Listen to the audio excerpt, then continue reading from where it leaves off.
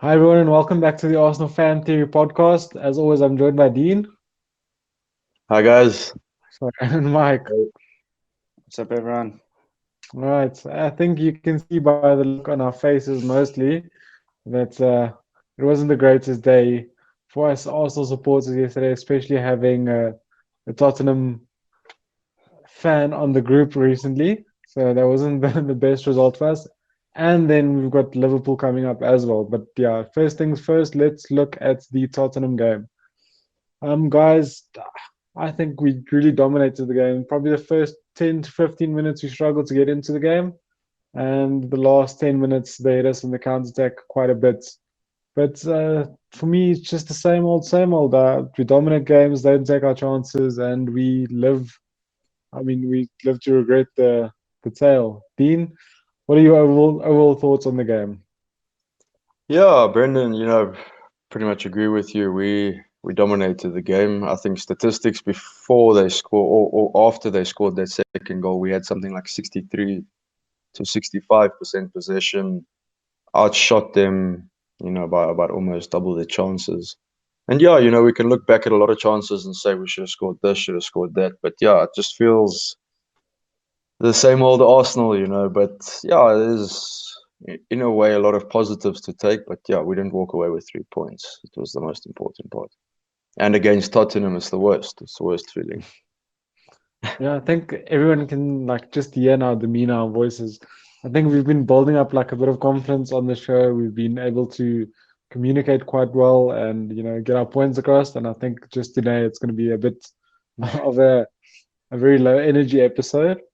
So let's try to pick it up, Mike. Look, like I said, we didn't start the best. We had a great goal from Lacazette. I think in my pre-match preview, I said, you know. Lacazette always likes to step up in the North London derby. He comes to the party and he did. And how disappointing was it, especially, after scoring such a great goal, a few minutes later conceding such a sloppy, typical Arsenal goal. Yeah, well, obviously it was a real great goal from Lacazette for me, Ben. I was really happy with him with the way he played as well. Actually, um, well, except for the goal, he did fade out of the game a little bit. But as always, his link-up play is good. His hold-up play is good, and like I said, a magnificent goal. But yeah, really disappointed with the way we conceded the first goal. We really let them back into the game. Kolasinac and Louise, I don't know what they were doing over there. We really just handed it to Son, and he obliged. After that, I still feel we dominated. We still could have went 2-1, 3-1 up, but we didn't take our chances. And yet again, here we are discussing a loss. Yeah, well, Dean, I want to jump to you specifically because what I'm realizing more and more is yes, I think this back three works with our current players because it hides a few of the faults or the few of the shortcomings some of our players might have, right? But I think this Arteta system is just crying out for a back four and an extra midfielder. I think you can see it when Lacazette drops very deep. There's much more um, space in the midfield. I think the team links are better. But as soon as Lacazette tries to stay on the box, well, in and around the box, it just feels like we're short of options going through the middle. So maybe that's just me not being as tactically aware, but what's your opinion regarding what I just said? Yeah. No, look, Brendan, I don't think Arteta's favorite formation is going to be three at the back. It's never going to be that way. Exactly like you're saying, I think he's compensating for a lot of, lack of quality in the back there. Um, but yeah, we've discussed it before, where, when we're sitting with those three over there, the Mustafi, Louise, and Kolasinac, when we're attacking, Kolasinac's supposed to move into midfield and become basically a central defensive midfielder alongside Shaka and Mm. allow Ceballos to push further forward. Now we saw that done very well again, in the Norwich game, I think it was. We won But 4-0. yeah, where we won 4-0, that worked very well. Where Ceballos, he got an assist and played an extremely well game. And that Mm. was because he got more license to get forward. So exactly, your point is 100% spot on that we do need more numbers in the midfield. Shucks, we are going to have to, get a couple of faces in and everything to see a back four at Arsenal, because I still see the back five being very necessary, with the quality that we have currently at the club. And hopefully, I don't know if in the Tottenham game, Kolasinac didn't have the confidence, or it just, I don't know, we didn't see as much of that happening in the Tottenham game. So at the end of the day, these are all things, these are all new to the players. We haven't, under Emery or Wenger, we never played this, the way that Arteta is looking to play. So, yeah, maybe it's just a bit of time that we need for these players to get used to the system and everything. But for now, I do see a back five being the best, unless we're getting, look, Saliba is coming in, but we need another centre back. Or unless one of these other Oaks can step up to the party with Saliba. And look, we don't know Saliba. He's going to take time to adapt to the Premier League and everything. Still a young player. So, yeah, future-wise, I see Arteta sticking with two, but I don't know how long that's going to take us to move from a back three to a back two. No, look, I completely agree with you. I don't think we've got the personnel currently to rely on a back four. I think we're just defensively, we're not sound enough. And I also think someone like Xhaka is limited as a defensive midfielder. You won't be able to cover the ground, enough. And it also seems, I don't know, we'll have to give it the rest of the season, but it also just seems that Arteta doesn't prefer Torreira in that type of role. I think he's looking for a bit of a bigger presence in that midfield, in the base of the midfield. But we can go on nitpicking all the negatives of this game. But we must also realize, Mike, there was a few positives as well. Like I said, I'm the first one to put my hand up. I feel Tobias had a good game again. I'm usually one of the first. He's usually the first on the list if he had a bad game to mention for me. So I really did think he played very well again. He was the only midfielder that brought a bit of drive, only player in large parts of the game for me. And I think we saw the best of Hector Bellerin again. I think, obviously something, either the competition he's got from Cedric at the moment, but something definitely sparked him. He definitely, or maybe it's just the London derby. I don't know. Yeah, well, Bren, firstly, I just want to say it's definitely signs about up for next season. Hopefully get him in on a loan again, or maybe sign him. But we definitely need more numbers in the midfield. We definitely need stronger defenders. So hopefully it was a bit of a wake-up call to Mr. Krunker over there. I think Arteta knows exactly what he wants to do with the team, but hopefully we can bring in Ceballos, we can bring in Partey, we can bring in Upamecano, and hopefully it will go a bit better next season. But yeah, I agree with you. Ceballos and Bellerin were two of my standout performers. I was really impressed with Bellerin because after his injury was a little shaky coming back, but every game he seems to be getting better and better. So I was really happy with him. And then my other standout performer has to be Emi Martinez. I think he had a really good game. We did lose. He did concede 2 goals, but it could have been a lot worse, if you ask me. So Emi Martinez, I think he might have even put in a man of the match performance for me. And, he's got a big responsibility standing in for Bernd Leno. I think he might be the best second keeper in the league. Yeah, no, I think Leno's gonna have a tough time getting back into this team, and I think it's just good for the club at the end of the day. And it's somewhere we don't necessarily need to go and spend our money that we would have probably done in the summer. Yeah, Dean, so before we get onto the player ratings, I just want to touch on a final thing. I think the biggest disappointment for me regarding this game was not just losing to Tottenham, not just losing to a Tottenham that's coached by Mourinho.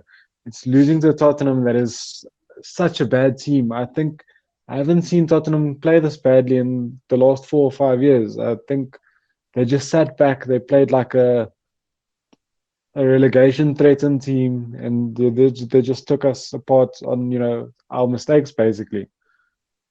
Yeah, Brennan, I fully agree with you. I think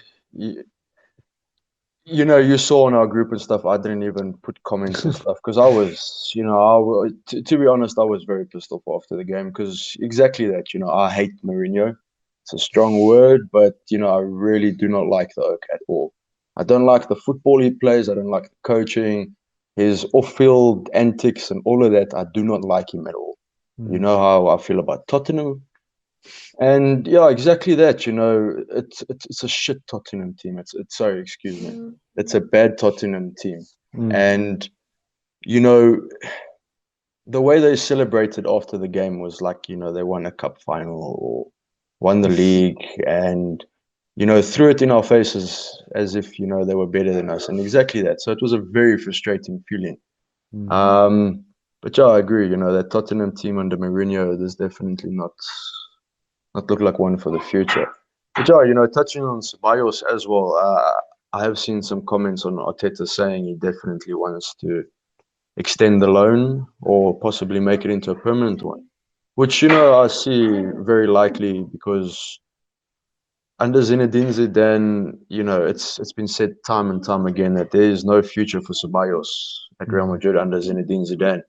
And, I see Real Madrid winning the league under Zinedine Zidane, and they're still in the Champions League. So I don't see Zinedine Zidane going anywhere. And just after coming off of 3 Champions Leagues, taking a year's break and back into winning, taking the title away from Barcelona. So it's top quality. Yes, hello. Hey, Kira. I'm confused. All right. Well, Mike? Ben, I also just want to touch on that point that Ceballos doesn't have a future under Real Madrid. Well, under Zidane at Real Madrid. I also read that Real Madrid's really looking to free up some funds. It was something like they need to raise 200 million. So that might be a perfect opportunity for us to sign Ceballos. Yeah, well, I definitely agree with you fully, Mike. And you know what? I'm not if Ceballos, if this is the real Ceballos, if he just took a few months to adapt to the Premier League, and this is the type of player we're signing, I think we can't go wrong. Yeah, He's no, yeah, sorry. No, no, and, no, and and I don't think it's going to cost us a lot of money. So this is a deal that's perfect for us. His wages, look, of course, he came from Real Madrid, so they're going to be a tad high, but I don't see it being anything close. Well, I don't see it being over 100 a week. And yeah, I don't see more than 30 million to make this a permanent deal. 25, between 20 and 25, I think we could concede it. I mean, get this deal done. yeah. So I think we're talking about players, so it's the perfect time to transition into maybe player ratings, and then we can expand maybe on our thoughts on the specific players on the day. As we go through the player ratings. So I don't think I've done a goalkeeper in a while, other than maybe when me and Michael did it alone. And Martinez, my man of the match. I don't think there's much else he could have done. Like Michael said, 8 out of 10. Then we'll go on to the right centre back, which was Mustafi. Dean. Conceding 2 goals at the end of the day, you can't expect too much of a rating. So yeah, I'm gonna go with a 6 out of 10. Well, I want to just quickly touch on Mustafi as well, meaning I think we saw a bit of the old Mustafi coming out, especially the last 20 minutes of the game. Diving in, there was one particular one where Harry Kane ran at him and he just slid in. Harry Kane didn't even try to pass, or I don't know what happened. It was just crazy. He just dove in and Harry Kane ran past him. And if you saw that. Yeah, let's hope it's just the emotions and everything towards the end of the game, and this doesn't become a regular part of his game again. Because I think he does have a place in the team next season. The way he's been playing, except for this previous, this last game. All right, Mike, Louise. Well, Brent, I just also quickly want to jump on Mustafi. Even though it wasn't his best game, I still feel he was the best in our back 3. And like Dean said, I definitely see a future for him at the club because in our defense, he's probably been the best under Arteta. But Luis, I'll give him a 5. The mistake between Kolasinac and Luis that led to the goal for Son, it was just a terrible mistake. And again, another lapse of concentration from our defense and costing us. So 5 out of 10. Yeah. Okay, I'm just gonna jump over to Kolasinac, and I'm gonna give him a 4 out of 10. Even though Dean said he feels it could be either, I feel that's a lot more on Kolasinac because he had options. I think Tierney was just to the right of him. I think Louise probably made it very clear which direction he was going with his body position and all of that. So I personally feel yes, Louise could have done better, but mostly on Kolasinac. Mm. All right, Hmm. Dean Hector Bellerin. Hector Bellerin, as we said, solid game. I'm going to go for 0.5. I'm going to go 7.5 because, yeah, of course, I feel Emmy had, our man of the match. Mm, But yeah, a solid game out of Bellerin. He's been back from a long injury. mm. Let's hope this, I think it's got to do with competition as well as, a North London derby. I know Bellerin's come from Spain and everything, but, listen to the Oak talk. He sounds like an Englishman. So Oh. he is Arsenal, pure and through, so of course the passion from the Tottenham game, but I do think the competition from Cedric is pushing. So let's hope this Well, continues. he's been at the club since he's been 16 years old. I think it's a good Exactly. almost 9 years now, if I'm not mistaken. So Probably he is the longest standing. I think Martinez is, First but Wow. first team yeah, he's the but player. Because of course, Saka's mm, been there since like 6 or 8 years old or something like that. correct. Yeah, So, first team player off, from your first team appearance probably. Because yeah. I of think course, Emmy has been in our youth for very, very long as well. yeah, it's between. I think the last thing I heard was it's either Bellerin or Martinez, but Yeah, that's all right. yeah. Let's go over to Tierney, So, sorry, Dean, what was your rating for Bellerin? 7.5. 7.5. 7.5. Okay. Well, then I'll probably have to go for 6.5 for Tierney. Mm, Again, I don't think he had a bad game, but it wasn't as good as his past few games. He seemed not as involved in the attack as he normally was. I know there weren't as many bodies in the box, but normally he would just cross it into a good area, and it's the attacker's job just to get there and attack the ball. And I saw him looking up and just he didn't see any players in the middle, and he just turned around and passed it back. But other than that, he didn't have a bad performance. Probably quite solid. but Mind if yeah, I like just jump in there quickly? yeah, Sorry. yeah. That was part of Tottenham's main game plan Yeah.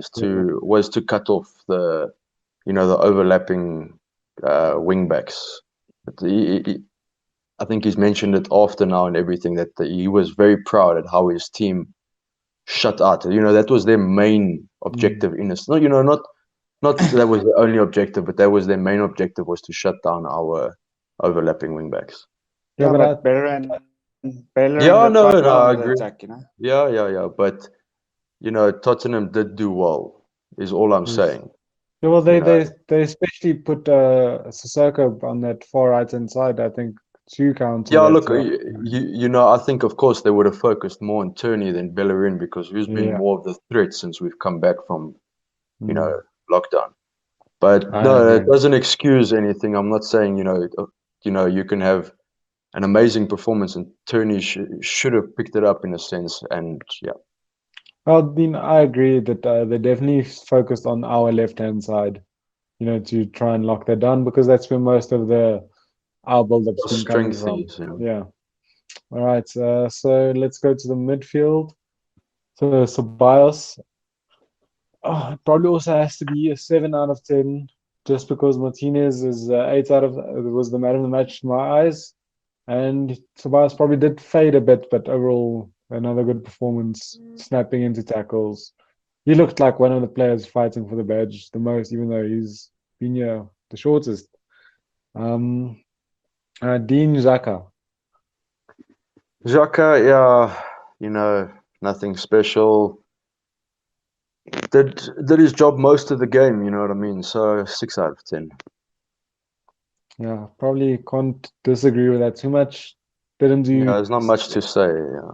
didn't do anything spectacular, but probably also didn't really do anything wrong either. So, um, All right, Mike, go. Let's go down the left. Aubameyang. Well, Bren, I think the most I can give Aubameyang is a 6. I know he hit the post and he was quite threatening in the attack, but he should have scored at least 2 goals for me. It's one of those cases where if we were more clinical, we would have definitely come out of on top. And Aubameyang is, in my eyes, supposed to be the best striker in the league, and let us down a bit. But yeah, Oh well, I think we can see, what a high standing Aubameyang has with the fans because if I know it's different context because Lacazette doesn't score as much, but if Lacazette put up in a performance like that, he probably would have been killed on social media. yeah, Um, but It's not the only performance Aubameyang's put in like that yeah. since we've come back. He's been very off his game since we've come back, in my opinion. Except for the 1 or 2 games where he's Mm. Yeah, well, I still feel he worked hard at least down the left-hand side, tracking back. So not all bad. And then Pepe on the right. I really feel that he was starting to grow into this game. He really was starting to trouble who was down Davies on that Tottenham left-hand side. I was quite surprised to see him taken off. I mm, think he probably deserves. My opinion is a 7 out of 10. I really feel he gave the Tottenham defense a lot of trouble. But yes, in the beginning he did struggle to get involved and he lost the ball quite a few times. But yeah, unfortunately, he was taken off that soon.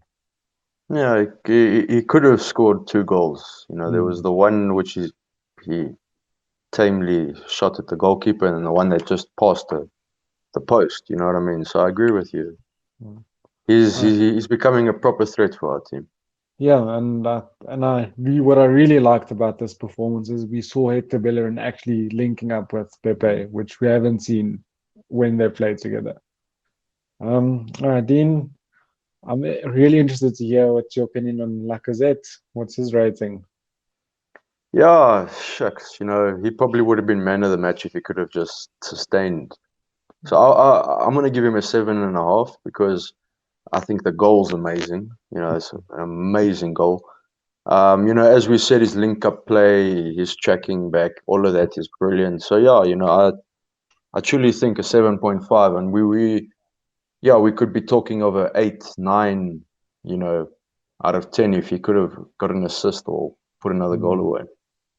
Yeah, it's really going to be interesting to see what we do with Lacazette over the summer because we really might. Well, I think he's starting to prove his worth in the Arteta setup. But even though Arteta might want to sell him, he's starting to put a few dollars or a few pounds back onto his transfer value. So interesting Mm. to see what's going to happen there. All right, Mike, Saka. Saka, I'll just give him a standard 5. He didn't have too much of an impact for me when he came on, and when he got moved from right wing to left back or left wing back, he got a yellow card for just being frustrated and throwing the ball into the ground, throwing it away. So that's also just a silly mistake from a youngster. I think the other substitutes were like Nelson and who was the other one that came on and that trio of substitutions. Wasn't Torreira, right? I think Torreira came on a bit later. But Uh, I think they didn't have enough time to really get a other rating than 5 out of 10. just And Cedric, by the way. yes, well, Cedric came on with the 3, yeah, right. Yeah, Okay, yeah. thanks for that. And then the manager who wants to give Arteta's rating tonight. Let's give it to Mikey. Well, I would have probably given it to one of you because it's probably not going to be the kindest again for me.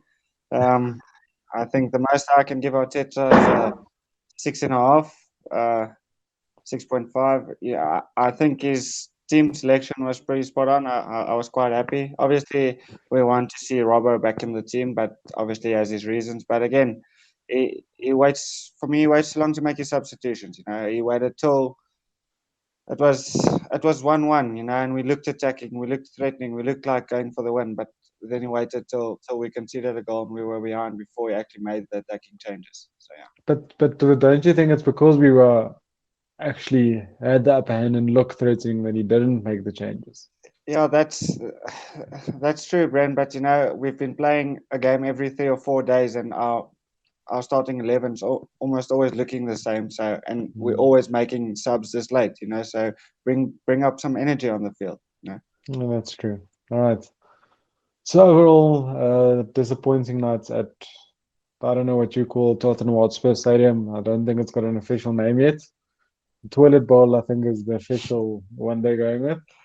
Right. And that being in the current situation in the life of the Premier League, we've got a game around the corner again, and unfortunately, it's against Liverpool. Uh, Fortunately enough, I don't think Liverpool is at the races completely, but it doesn't discount the fact that we shouldn't be prepared because otherwise we might see a 4-0 thrashing if we expect a team or Liverpool not to pitch up this Wednesday night. Dean, do you expect any changes coming in from that Tottenham performance? Shucks, as we've just said, he's like obviously playing games every 3 days or so. And our back line seems to be the one that's not changing. Our front line is changing. We're mixing Nketiah in with Laka and from Saka in with Uber and all of these, so and Nelson coming in, all of that. So I don't know, I expect Liverpool to come out firing. They're going for the points record. They're going for City's 100 points record. I think they can end on 102 or 103, somewhere around about there. So, Mm. I don't think if we think they're not going to pitch up, then we're going to get thrashed 4-5-0 exactly. But yeah, Arteta says that we're going to start playing a certain way. So, I don't know if we're going to see much of a change. Like we saw in the City game, we were a very defensive side. Are we going to see that this time, or are we going to stick to the way we're playing? So I don't know. If we go the whole defensive format, I don't see our backline changing because that's the strongest backline we have. And same with the midfield. But maybe to bring Torreira in with a Shaka to have a bit more of I don't know, a combative midfield, And yeah, maybe give Ceballos a rest. Let's bring in. We keep saying we want to see Aubameyang up front. That's clearly not going to happen. Mhm. So I don't see that happening. But yeah, maybe Saka getting into the team. I'm just not sure who's going to fall out. But yeah, I see Torreira taking Ceballos' place. So like I say, we've got a bit more of a solid midfield. That's if we go defensive. If we look to play the way we're playing now and stuff, I see Ceballos keeping his place and the backline keeping its place. Same with goalkeeper. Then yeah, I see Pepe as well, Laka, and Uber starting. I pretty much see the same lineup against Tottenham. Well, Mike, do you agree or disagree? Well, Bren, I also think it's going to be very difficult to predict which changes Arteta is going to make. But I'd like to see maybe Robbo back in the starting lineup, maybe in Luis's place, and I'd like to see Tierney actually start at left centre back for this one, and maybe bring Saka on left wing back. And the only other change I'd like to see is maybe Torreira come on for Zaka Sabas. But But I'm not too sure if that's going to happen. look, I agree with you guys. I think we might just see Saka coming in, one or two fresh legs, not wholesale changes. I really hope we see Arteta now that we are officially out of most European competition races. I don't see even Wolves or Sheffield United dropping enough points for us to overtake the fifth or sixth or seventh place. Oh, but by the way, have you guys was there release today regarding the City Yeah, outcome? What Yeah, happened? I mean, City's yeah, ban was overturned, so fifth yeah. place would anyway have been good enough for Champions League. No, but you know what? Let's speak hypothetically here. The Brighton game, if we won the Brighton game, if we won the Leicester game, and if we beat Tottenham, we'd be sitting with 7 extra points. It would be another story. We'd be able to even fall into top four. Why? Because we've still got Man United to play. You know what I mean? So I think we could have Do even we? hit top four because look at Leicester losing yesterday. Remember where, like I said, all we needed in the last 6 games or 5 games, we needed no, it was a 6 games because we were that sixth game or whatever. In those last 6 games, all we needed was 3 losses and a draw. So if we beat them, then the loss to Bournemouth, so We've already played United twice, Dean. We're not playing them it's yet. not United, huh? So, It's but Liverpool's our last big team to play. Well, in the league. if you put 7 points onto us now, where would we be compared to United? I'll So have I'm not to sure. quickly pull up the No, table. but you Yeah. know what I mean. So we would actually be in a very good. We'd have a very good chance of Yeah. even No. I top mean, four. Even top you. four if we won those 3 games. Yeah, I yeah, mean, yeah. No, I agree. I agree. you posted that stats that since Arteta came in, that No, it's Arsenal. the whole season. That I heard this 15 points since Arteta came in. The whole season Sure. is something like 21 points, and only yes, West yes, Ham have dropped more So it points was from a winning position, and that was 24, so 3 more points yes. than us. So in Arteta's reign alone, it was 15 since he started, which was the highest of the leagues in that time period. Right, and then over the course of the season, we were second highest with 21, with only, like I said, West Ham but dropping more yeah, points. And but that's look, it all down doesn't. to our defense, friend. Ah, sorry, Dean. Yeah, Continue. no. You're right, Mike. It is down to our defense, but shame you can't put that all on Arteta. No, It's no, just no. Well, coming. what I'm seeing is we've got the ability to, actually dominate games. It's now just Yeah, instilling that, um, just cohesion to continue controlling games.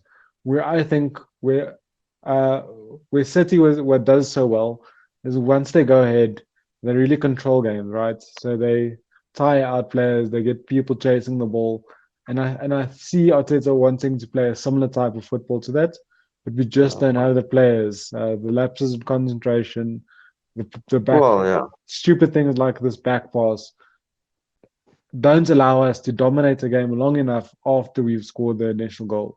So I think that's where we're seeing the drop off in points because we're trying to play too much like City when we obviously don't have stylistically or even skill wise the players to match City at the moment. No, I But fully we agree with you. we ran off topic, but I think there's not really much in any case we can say about the Liverpool game. I think we might see from their side, we might see like an Oxlade-Chamberlain back in the team because it seems like there's a lot more rotation going on in the Liverpool squad than obviously before they won the league. And I really hope, and I know a lot of people might disagree with me, that if Arteta wants to play a back four and that's his long-term future, and I don't see that happening, but now that we don't have much to play for anymore, he needs to start implementing the back four, and at least the players that are going to be there for the long term will start to get used to their positioning, what their roles are in that system that he wants to play. But yeah, I don't see that happening. No, look, I agree with you, Brendan. Shucks, are we even going to make Europa this year? So, FA No, Cup. you know what? Well, I guess that is what there is still to play for. We're not trying to fight to keep ourselves in Europe, in Europa. So, mm, yeah, you know, it would be nice for him to start focusing on next season, but I think there is still a bit. Uh, as I said, at the end of the day, we can't afford to fall out of Europe completely. yeah. Look, on the one end, I get why the people say we probably need it for a season, but the other end, I think our bargaining power and our transfer kitty is going to be very affected by not even having any European competition. So I agree with you on Well, that you one. will lose all the TV right money, the revenue from the stadiums, match day tickets, all of these kind of stuff. You talk about three group three home games in the group stages, and then all the home games from the round of 32, 16, and so on and so on. So now, these guys make big money every match. So now you lose all of that. You lose the TV rights. You lose the competition money. At the end of the day, I don't know what it is, but it could be 10, 20, probably more close to 15 to 20, 25 million that you could actually lose in total. Yeah. And now and now when FIFA financial fair play comes into play, and you've got to, balance your books and all of that. Now, losing this 20 means, yeah, exactly, less money on transfers, less money on wages and stuff. So Well, we have to. well, then it's also probably worth mentioning that Kroenke has given Arsenal a loan of 210 million to pay off all our debt, which is to be paid over 7 years of installments of 30 million. So that would probably help the finances a lot. But who's gonna want to come to a club that's not playing in Europe as well? So No, yeah. exactly. Look, that's brilliant. I'm glad Stan is busy clearing our debt. That's extremely important, and it's definitely going to help us going forward. So, we're on the right steps. We've got an amazing coach. We've got an amazing bunch of youth players coming through the system. We need Europa. We need the money. It will attract players. Look, at the end of the day, players will be coming to Arsenal for the name. But still, we need the money. We need the extra games. In the group stages, this is, like we said last week or so, this is where these youngsters got a chance to prove themselves and made it through to the first team by the end of the season. So it's a lot that we can lose by not. When Klopp first arrived at Liverpool, he actually made them train heavily on Wednesdays and Thursday evening, and play matches and stuff like that, so they wouldn't lose that midweek competition type of thing. So, the thought of actually missing out midweek games and it being good for us and all of this is, I don't see that. I understand lots and lots of games, but like I say, the group stages we rotate. Round of 32, we're probably going to rotate 16, rotate less up until the quarters and semis. Then we'll stop putting in the first team. So, it's not really going to affect our Premier League up until probably, February, March. No, I agree. Yeah, so let's jump back to the Liverpool game. Let's get some score. We keep moving off topic. Sorry, guys. Let's get some score predictions in for the game. Like I said, I don't mind because I don't feel there's too much to discuss on this Liverpool game, especially given the position that we currently in as a club in the Premier League. All right, Mike, what's your score predictions? Well, Brian, I definitely don't see us winning this one. I see probably best case scenario is 3-1 Liverpool. All right. Oh, that's We like our 3-1. Yeah, it's on the other foot today.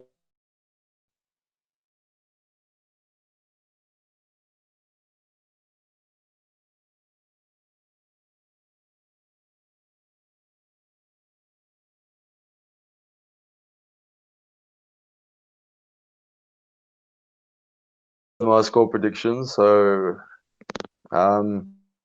yeah, I see us scoring. We're gonna want to bounce back from this Tottenham defeat. It's a excruciating defeat. But yeah, I see us losing 3-2. I see the attack just being too much for our defense. But I do see us putting in a fight from, showing a bit of face after the loss.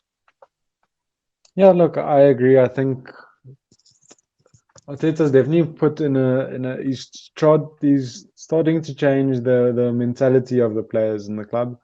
I think they've got a bit more fight and grit in them, even though there are still these lapses in concentration that pop up every now and again.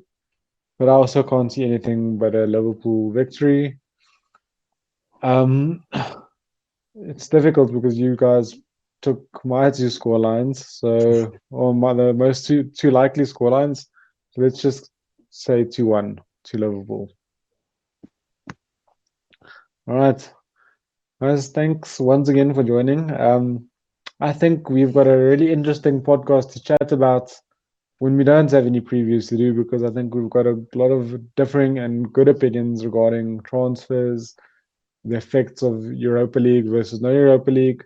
So maybe we should think if there's a break or gap, maybe even after the season, and have like just a close of season discussion where we can go into detail about all of these things. I think just in this 15 minutes that we've talked about it, we've highlighted a few very key and interesting points we can dive a bit deeper into.